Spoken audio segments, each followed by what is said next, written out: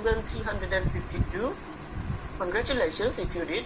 If not, please sit up straight and pay attention, because I am about where we are multiplying two numbers up to close to 100. So while I am demonstrating how to approach this, consider the following example. First step in answering these kinds of questions is to determine how far each of the numbers we are multiplying is from 100. So what is the distance between 87 and 100? It is minus 13. 96 is also 4 less than 100. Now the next step is to put one of the numbers we are multiplying, like 87, here with the difference that is the opposite of what we put there. Either 87 minus 4 or 96 minus 13, that gives us the same answer, which is 83. This gives us first part of our answer, which is the same as 8300, and to get the last part of our answer, we will multiply these two differences. Negative 13 times negative 4 equal to positive 52.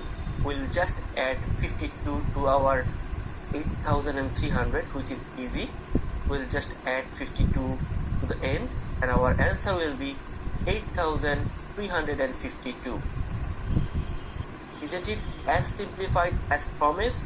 Your task is to sit down and figure out why this works. Remember, the first thing we do is to calculate this distance from 100, then we'll multiply one of the numbers by one of the differences, which gives us the first part of our solution. And the second part of our solution is obtained by multiplying these two differences. Just be careful, if this number is greater than 100, it is a positive number and multiplying it will give a negative here. So keep an eye out for that in the third case.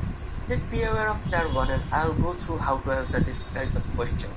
Let's try 3 more examples. First off, we have 97 multiplied by 91. I think you should be able to do that one without any problem. What about if we go over 100? 103 multiplied by 108. Obviously those differences are going to be positive differences as opposed to these which were negative differences. They are under 100 and these are over.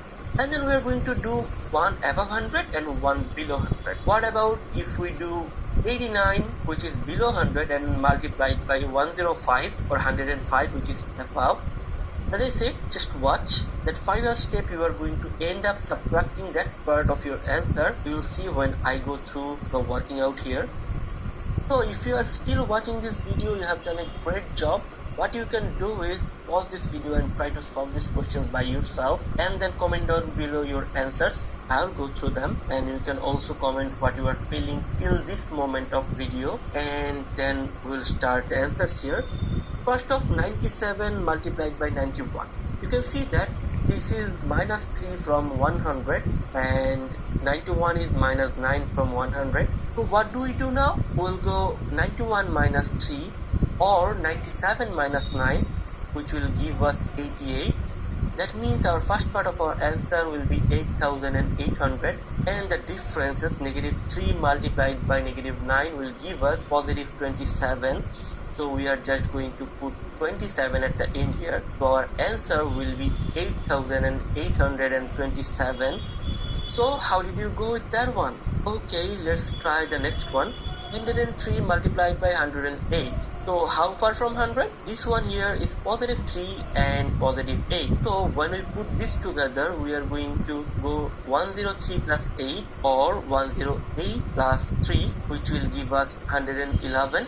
The next part will be multiplying these like we did before. Positive 3 multiplied by positive 8, which will give us a positive 24. So we are just going to add 24 with our answer, which will be 11,124. Now the final question, 89 multiplied by 105. How far is each of these number from 100? Well, 89 is under and 105 is above. So we have negative 11 and positive 5 as our differences. 89 plus 5, answer will be 94, and you are going to see the same answer as we take 105 minus 11, which is also 94. 9400 will be our first part of answer, and as you see, negative 11 multiplied by positive 5 will give us a negative 55.